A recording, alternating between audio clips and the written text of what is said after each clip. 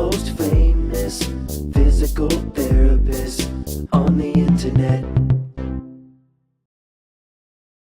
Hi, folks. I'm Bob Schrupp, physical therapist. Brad Heineck, physical We are therapist. the most famous physical therapists on the internet. In our opinion, of course, Bob. Today, an intriguing title, How Fake Surgery Can Help Your Back Pain.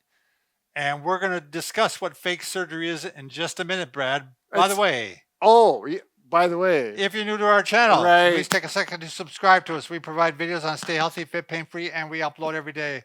Also, if you get the chance, go to bobandbrad.com. Brad's trying to find the sign.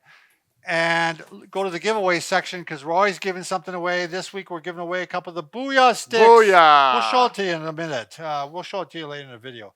You can also find it on Facebook, the giveaway that is. It'll be pinned to the top of the page. Go to Twitter, Instagram, or TikTok if you want a 60-second version of our program. Excellent, Bob. So we have done many videos, a few videos on whether or not you should have back surgery, especially fusions, because there's a lot of problems with them, and they are necessary at times. Right. But I've seen many failed back surgeries. Well, usually the failed ones they get sent to physical therapy. That's right. And then hopefully we can help them. Right. But, my belief, and I'm sure you believe this too, Brad, a lot of people have surgery too soon. I think they should have tried some other things before they did. Right. Also, Dr. Stuart McGill, who I'm a big fan of, he's written a couple textbooks on back pain and even a book for the layperson. He believes that any success in surgery may be due to the large part due to the forced rest that you have after surgery. After surgery, you can't lift stuff. You're forced to rest. And he thinks a lot of the good results of surgery may actually be from that and not from the surgery itself. So in other words, you're forced to stop work, follow the precautions, the guidelines, the rest. And you're doing some gradual rehab. Right. So your back's getting stronger.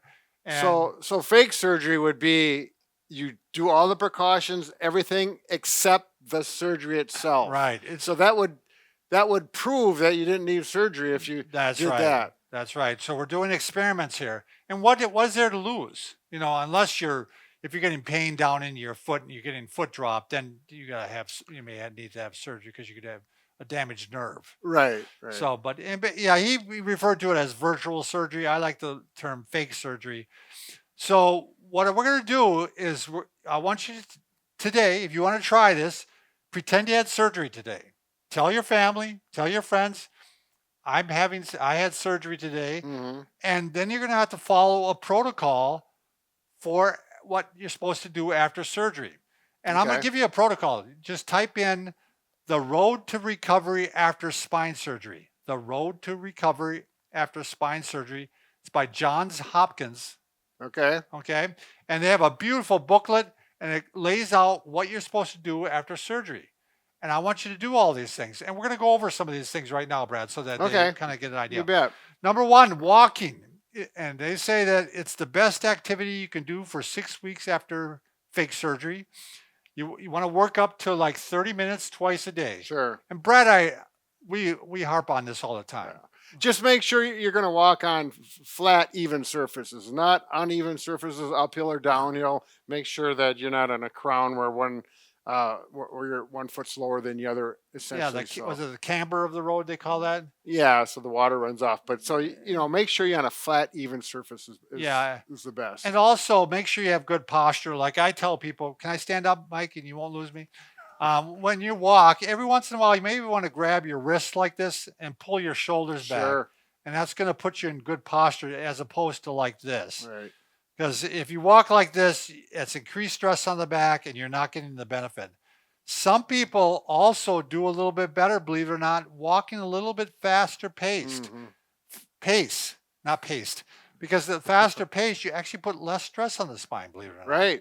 Right. But it's like nature's natural balm for the back. It actually gets fluids moving. It gets blood flowing. There's a subtle movement that continually is going on in the low back with the pelvis, and you just have to do that with walking, and it's good. Right. Number two, restrictions. So these are the restrictions after back pain or after back surgery. They'll tell you avoid twisting, bending, and any lifting, pushing, or pulling over 5 pounds, Right. objects over 5 pounds. So this is going to be a tough one. This is the one where people are going to go, well, who's going to cut the lawn? You just had surgery. You can't cut the lawn. Who's going to take out the garbage? You just had surgery. You can't take out the garbage. Right. You So- got to pretend. Yep, you got to pretend.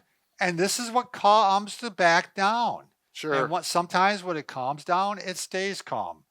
So It allows it to heal and the whole thing. You avoid surgery. It's really an interesting concept. and yeah, I really think it's if you need a note from us, we'll write you a note, right? yeah. Okay, how about getting out of bed, Brad? Simple as getting out of bed. You want to show this? No, you better. All right. If you want to take this right here. So when You you're- usually sleep with your shirt tie anyway. I do. This is exactly how I sleep. This is my pajamas. More efficient. So let's say you're lying on your back. You're going to want to turn your whole body. You don't want to do this.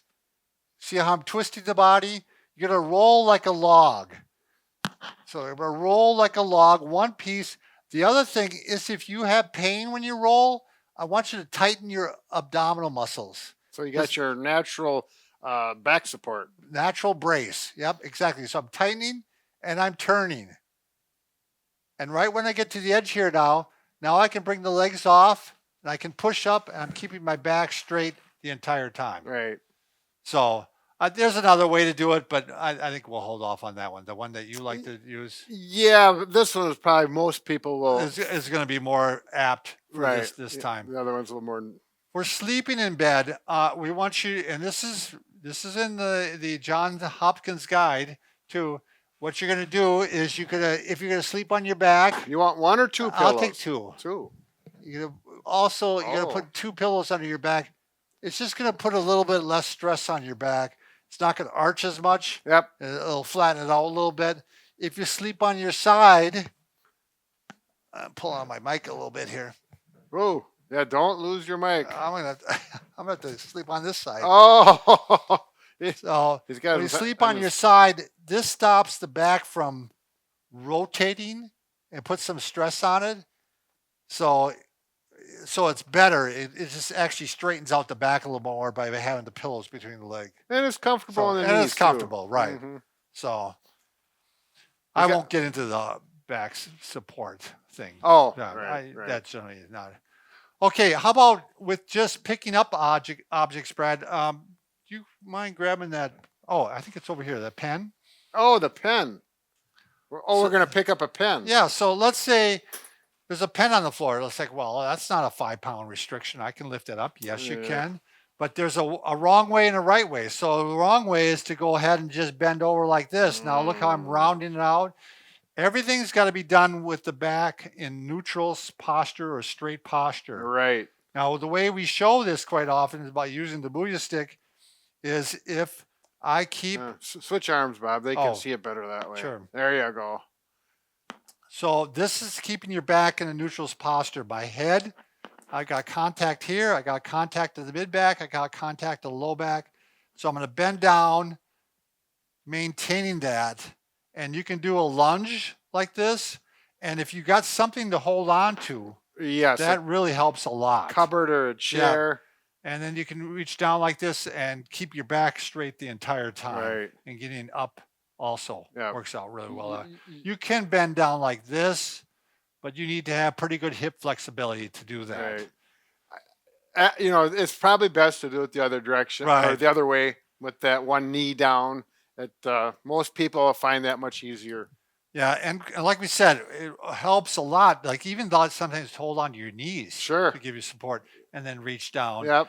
Hold on to something to take some of the pressure off the back. hmm I'm just going to show sitting, Brad. I was going to show getting in and out of a car, but we don't really have a car here, do we? Well, outside we do, but Let's haul this off, Brad. Here, yeah, we're going oh to do yeah, this. sorry. Going to put you to work. Mike, why don't you sing something for the crowd while we're doing this? Mike doesn't have a mic on. Well, that's why then they don't have to hear you. Yeah, that's right. It'll entertain us though. Yeah. So All right. when you're sitting in a chair, now this is going to be really important if you're in a recliner. In a recliner, you're going to use probably a throw pillow. We're trying to put something in the low back to maintain the arch so your back is not rounding out like this. So if you're in a regular chair like this, there's a myriad. Is that a correct Yeah, I use of think the you can use that one, Bob. Yeah, there's a whole bunch of different types of back supports you can buy online. Mackenzie makes a whole bunch of them. This is an inflatable one, so you can adjust it. If you tend to be a larger person with a larger buttock area, you're going to have more of an arch, and you're going to probably need a larger support, like this one is. If you're a thinner, slighter person, you can probably get by with a thinner one. Right. That's just kind of the rule of thumb. We recommend that you start with like roll towels, Right. like a roll towel, just because you can then experiment and see how big a support you want. Try it for a while. Oh, there we go.